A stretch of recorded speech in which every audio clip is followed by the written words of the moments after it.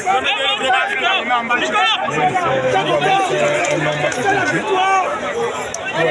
a été fait pour qu'on puisse venir enchaîner ici à Bassissa.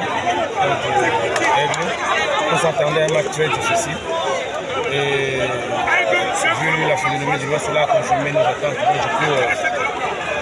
Donc, on a les premières occasions du match pour supplier le match à la première mi-temps.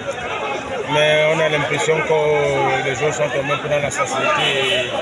On n'a pas pu chercher à mettre ce but qui allait nous donner l'avantage et prendre véritablement l'avance sur Aigle.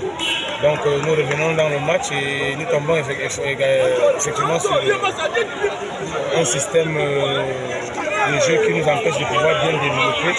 Et là, sur une erreur de marquage, une erreur de couverture, sur un jeu à l'intérieur, on se fait surprendre et on encaisse celui qui nous fait mal.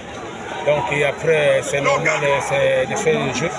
Alors, Aigle qui gère la rencontre et malheureusement nous rentrons au début prochainement après le 5-3 face à Bamboto, est-ce que vous parlez d'un coup d'arrêt pour la Colombie? Non, c'est un championnat à 3 points. Il faut savoir que les matchs se suivent et ne se ressemblent pas. C'est ce que j'ai passé le temps à dire à ces enfants. Ce sera un match très difficile. Vous savez, chaque fois qu'une équipe a eu à changer d'entraîneur, il y a un effet motivateur, un effet galvanisateur qui arrive, où chaque joueur essaie de vouloir prouver qu'il mérite sa place. Je crois que ça joue sur ça aujourd'hui. On n'a pas été présent, on a été bouffé physiquement aujourd'hui. Et même dans l'enchaînement, dans la production du jeu, on a été absent. Prochainement, de vous à moi, 5 buts contre Bamboto, aujourd'hui 0 but. Qu'est-ce que c'est cette situation? C'est ce que je suis en train d'essayer de vous dire là, que bon, aujourd'hui nous sommes tombés sur une très bonne équipe de Aigle où le coach Temfa a essayé de mettre du sang